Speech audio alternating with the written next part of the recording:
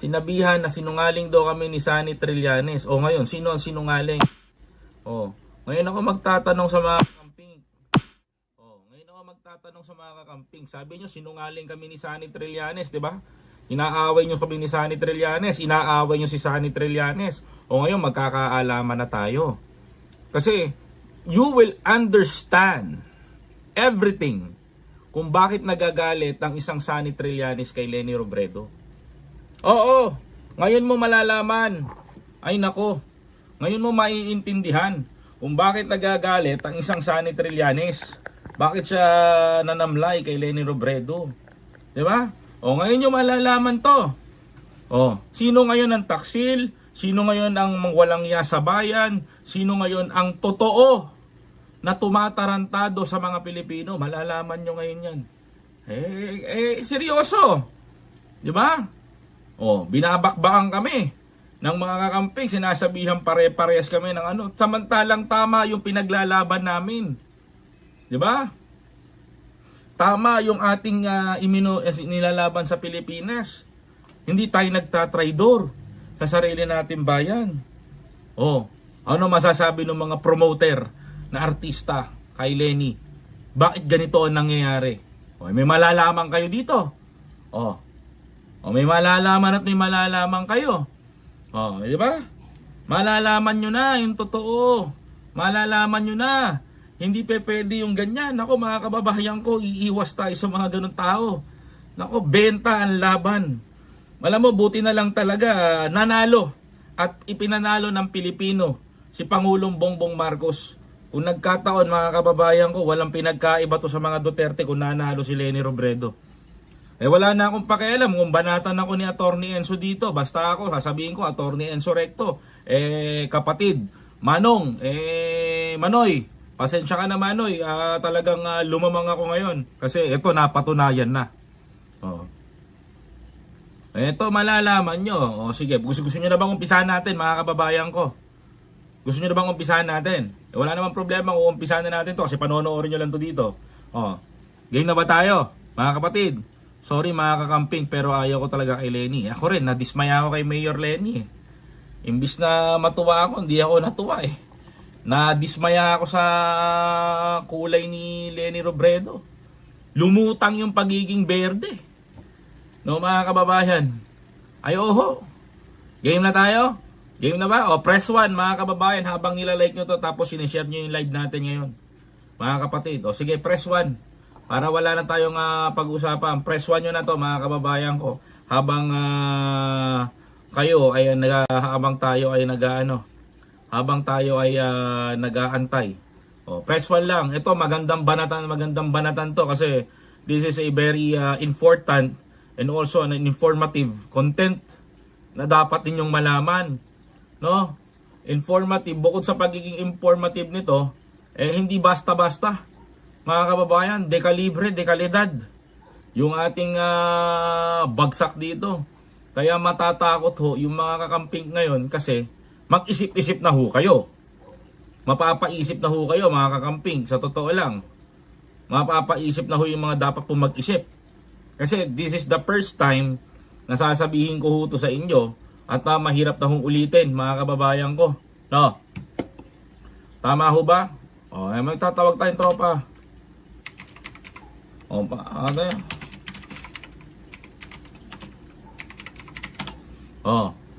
Sige. Ngayon, magkakaalaman na. Wala na akong pakialam. Kung banatan ulit ako ng mga kakamping, okay lang naman eh. Okay lang naman kung banatan ako ng mga kakamping. Yeah, totoo to. Ito ho matindi. Ako ho bago ko ho nilabas to, nagpa-translate po muna ako sa isang Ilocano, sa isang Bicolana. Bicolana ho ang pinag-translatean ko nito. At inintindi ko ho lahat yung sequence nung sinasabi ho nito ni Mayor Leni. Mga kababayan ko, buti naman malalaman na talaga ang tunay na kulay. Dati niya kahit anong hugas, dilawan, pink, pa rin, maging pink pa. Malalaman natin. Yan, like you si Claire Castro, Leni, di binoto.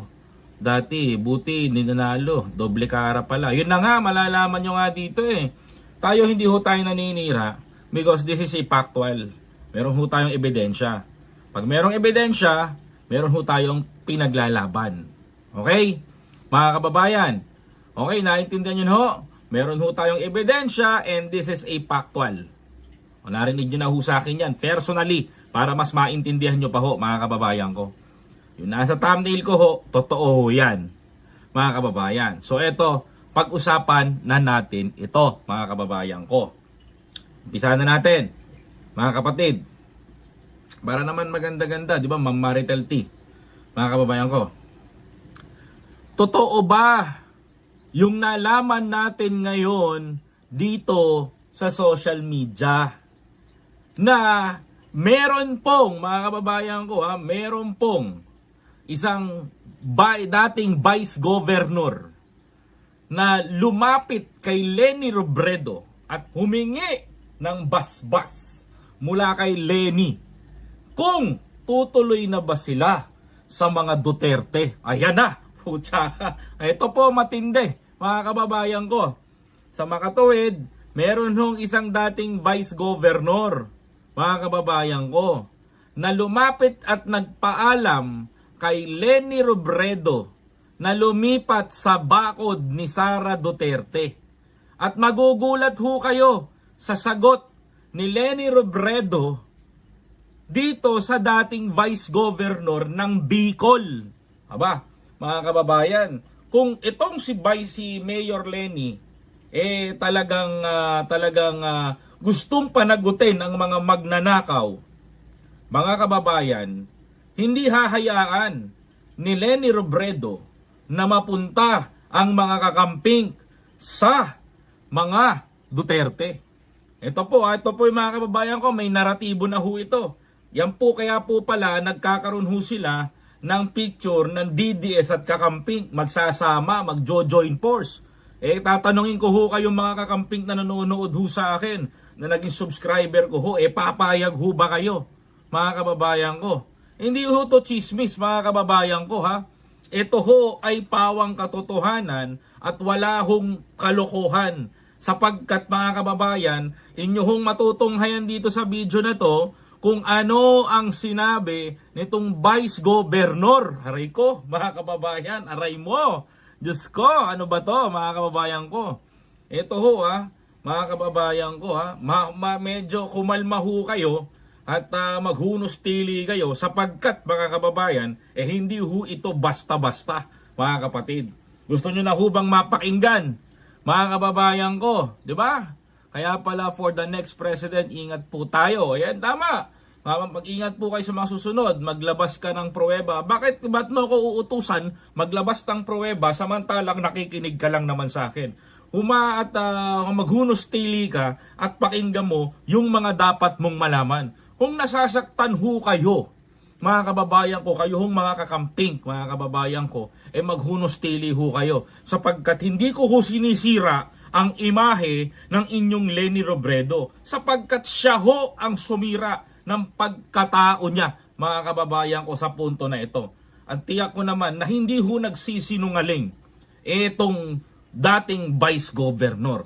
So tara, sama-sama nating pag-aralan, sama-sama nating bigyan ng komento ang mga sinabi nitong dating vice governor na nagpaalam mismo kay dating Vice President Leni Robredo at ngayon ay mayor ng Naga nang nagpaalam na lilipat daw sa kampo ni Sara yung mga dati niyang kasama at nagpaalam pa. At ang sinabi ni Robredo, wala naman palang problema. Sa makatuwid, mga kababayan, isang malinaw ho na pagtataksil ho ito, mga kapatid. Panoorin nyo ho, mga kababayan ko, ang balitang ito. Kaya bago ako nag-committer, mag-iba dyan sa PDP, dahil sa grupo ni DP Sara, nag-ulay kami, nagparam ako kay Mayor Leni, nangako ako bigyan bitara ni grupo Vice President Sara, ano niya kung malak mo. Ngayon, mga kababayan ko, mga kamping, ano na? Umiinit na ba kagad? Umiinit na ba kagad? Kilala nyo to.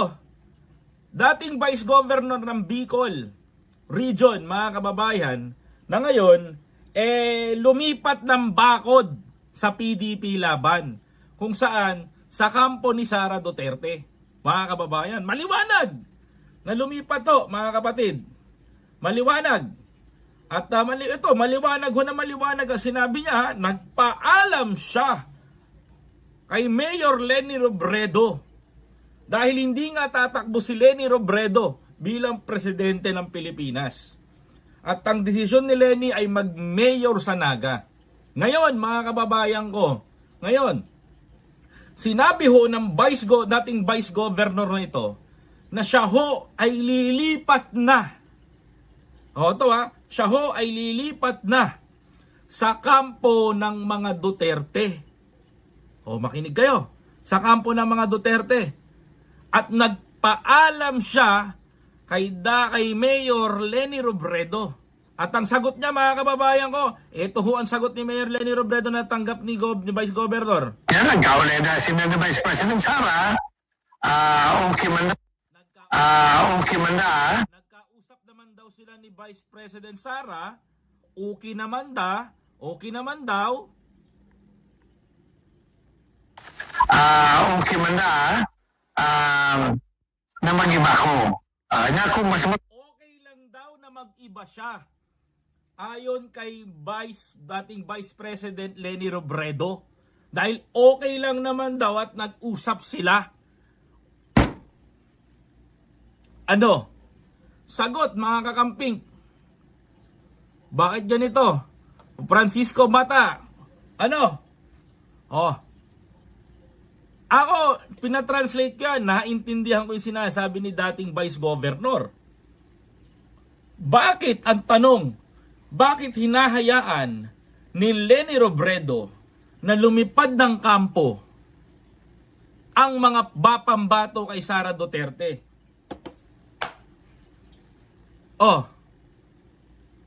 Ayan na balita. Mga kababayan ko, samantalang may pambato ang pink and yellow sa 2028 election. Bakit hindi binigay? Ba't hindi sinusuportahan ni Leni Robredo ang kandidatura ni Risa Hontiveros sa kakamping? Ayan na ho ang pinakamatibay. Open book na ho ito. Mga kababayan ko, mga kapatid, mga kababayan, hindi ho, kailangan ganito ho kasi yan.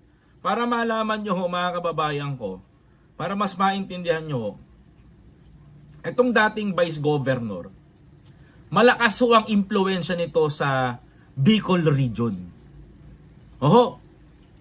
Mga kababayan ko, mga kapatid, malakas ho ang hatak nito ni Vice Governor sa Bicol Region. Ang nangyari, mga kababayan ko, syempre, itong si Vice Governor, bago niya dalhin yung tao niya, mga kababayan ko, sa ibang kampo, magpapaalam muna ito kay Leni. Sisiguraduhin niya muna na hindi tatakbo si Leni bilang presidente. Baka mamaya kasi, mga kababayan ko, bigla pong magdeklara si Leni na tagtakbo, biglang nakaya nasa ibang kampo na sila. So ang akin dito, mga kababayan, nagulat lang ako, no? Nagulat lang po ako, mga kapatid, no? Nagulat lang ako. Bakit hinahayaan ni Leni Robredo na tumalon ng ibang bakod yung kanyang mga kaalyado? Bakit na tinutulungan sa to make the short story short, mga kababayan ko, bakit tinutulungan ni Leni Robredo si Sara Duterte na manalo sa pagka-presidente sa 2028? Akala ko ba ayaw ni Leni sa magnanakaw? Akala ko ba ayaw ni Mayor Leni na sa mga Duterte? Akala ko ba ayaw ni Leni Robredo na mangyari ang extrajudicial killing o pagpatay? Bakit tila ho ba ngayon, mga kababayan ko, mas kinakampihan ho ni Mayor Leni Robredo yung mga taong gumawa ng karumal-dumal sa Pilipinas. Ayun ho ang pinakamagandang tanungin ho natin. Ayun ho yung pinakamagandang tanungin ho sa taong bayan. E tila ho ba sumasakay ho tayo, mga kababayan ko, sa mga storya na magagandang nagawa? Akala ko ba itong pamilya Duterte na to masama? Mayor Lenny. Bakit tila ho ba ngayon tinutulungan mo na manalo sa pagka-presidente etong si Sara Duterte? Tila ho ba pumasok sa isipan ko, totoo yung mga sinasabi ni Sunny Trillanes na nagtratraidor. Sa aking pag-unawa, nagtratraidor ho itong si Lenny sa mga kakamping. Di ba? Mga kababayan, pakinggan po ninyo sinasabi pa ho ni Vice Governor. Ito malinaw, tabakan niya ako pag-abot kang panahon, maglabang ka niya ako, mapalagi ako sa langanin. Ang sabi ni Mayor Lenny sa kuya, na nagtiwala man ako, sige na nga, ma-concentrate niya ako dito sa Naga. Narinig nyo? Sige na kako at magko-concentrate daw si Lenny sa Naga, mga kababayan. Agay. Na mga Uragon. Yung mga inyong mayor sa Naga, nagpastilan ba? Ngayon. Ano na? Ito dating Vice Governor to, nagsasaysay ngayon. Na nagpaalam kay Leni Robredo.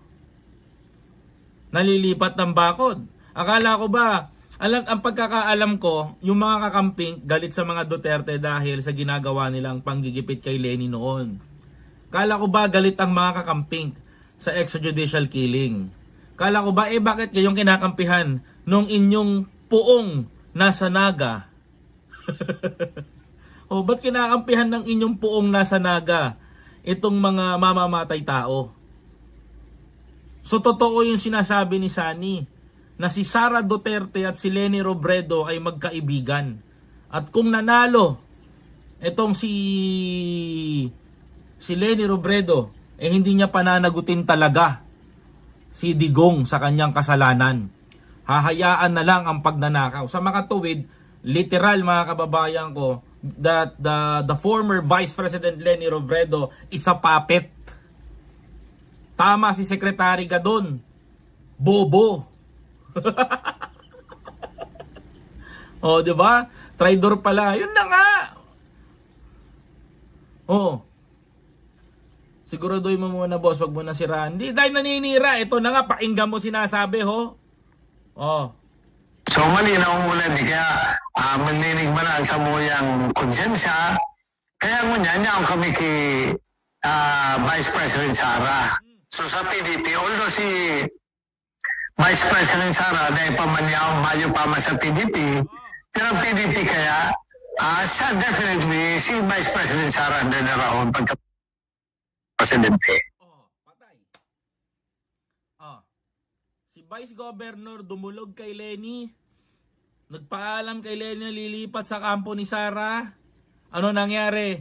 Pinayagan at eto na ang naging bunga. Pinamigay ang boto ng Naga. So pag nagkaroon ng patayan sa Bicol, kasalanan nyo na yan. Hindi na namin kasalanan yan. So, hindi po nag-declare na si VP Sara na siya po malaban na kumapasalit ang Pilipinas. So, hindi pong grupo nito, yun na po niya ang grupo, hindi sa Bicol dito. Ay, all out kami. Ako, pag nag-commit ako, magkatalagang committed na kami kay Vice President Sara. Sabi ko nga, win or lose, kundi win kami, win or lose, Sara Duterte kami. Patay. Malaking boto ang Bicol region. Eto win. Sabi niya pa, very confident. Ang kanilang daw dadalhin is si Sara Duterte. Tandaan nyo, this is a former vice governor. Malakas ang hatak sa publiko nito sa Bicol region. Bakit hinayaan ni Leni Robredo? According to former vice governor, mga kababayan ko, nagpaalam siya kay Leni. Bakit ganun? dito kayo magtaka. Ang sabi ni Lenny, may konsensya ako. Di ba? Hindi tayo makakarating dito kung di tayo dadaan sa 2025. Di ba? Hindi tayo pabor sa pagpatay. Lalaban tayo. Ano nangyari? Laoy. Di ba? Nabuang man na si Lenny, oy. Oh. Di ba? Sabi pa nila lalaban tayo. Ano nangyari? Ba't ganun? If Lenny Robredo wants a peaceful in the entire Philippines, kung gusto nyo talaga ng malinaw na kabuhayan o malinaw na katahimikan sa bansa natin, panagutin ang mga dapat managot sa extrajudicial killing, bakit hinahayaan ni Lenny Robredo ngayon na yung kanyang mga kampo at kanyang mga katuwang nung panahon na tumatakbo siya ay lumilipat na ng bakod sa berde? So it means the Bicol region right now is endangered. Kayo po ay nasa kamay ng mga maling tao. Kaya nalulungkot ho ko sa Bicol region. Mag-isip-isip ho kayo. Di ba? Kaya ho ko nagtataka ngayon. Ano ho ang reaksyon ng mga kakamping dito? Gusto ko hong malaman. Gusto ko hong maintindihan. Ano ho ang masasabi ng mga kakamping ngayon? Na nalaman nila na itong mga kasama at mga parallel leaders ni Lenny Robredo, kagaya ni Vice Governor, ay pinapalipat na kay Sara Duterte. Oh, anong masasabi nyo? Ngayon kayong mag-ano? I repeat, mga kababayan ko, the Bicol region is endangered. Mga kababayan ko, nakakatakot to. Yung iba, nagtatago sa kulay ng pink, pero ang saloobin, berde. Di ba, Tita Emily Sipagan?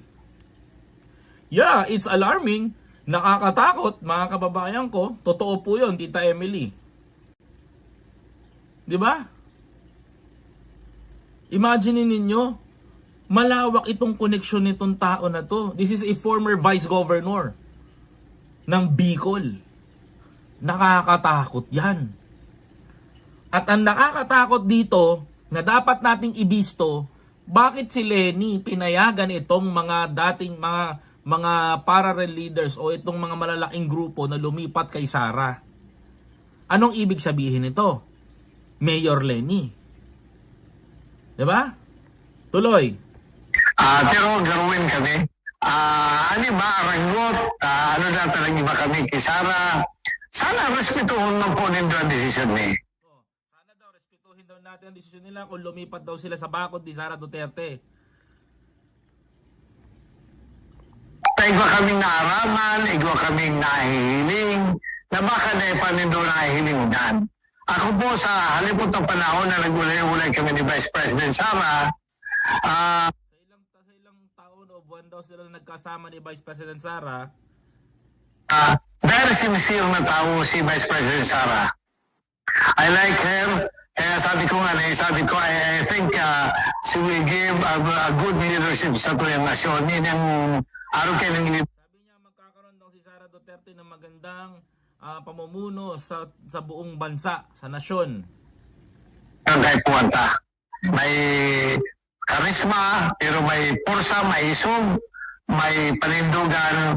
Siguro araw kayo ng leader na kay Puwanta dito sa Pilipinas ngunyan. Lalo na ngunyan sa kaguluhan na yun. Grabe, di ba? Oh my God, mga kababayan ko, I don't know what happened to Philippines. Pero I'm worrying right now because like I said, mga kababayan, the Bicol region is endangered. And like Tita Emily said, it's alarming. Mga kababayan ko, no? Why Lenny Robredo? Why? Ito, question mark. Why Lenny Robredo nakikipagtulungan sa mga Duterte? I thought Lenny Robredo na hindi siya pabor for the Dutertes. What happened right now? Tila ba sunod-sunuran siya ngayon kay Sara Duterte? Mga kababayan, loud and clear, the former vice governor said Nagpaalam siya kay Lenny at pinayagan siya ni Lenny na lumipat ng bakod. At ang question mark sa akin, bakit hinayaan ni Lenny na lumipat ng bakod itong si Vice Governor? Yun ang question, di ba?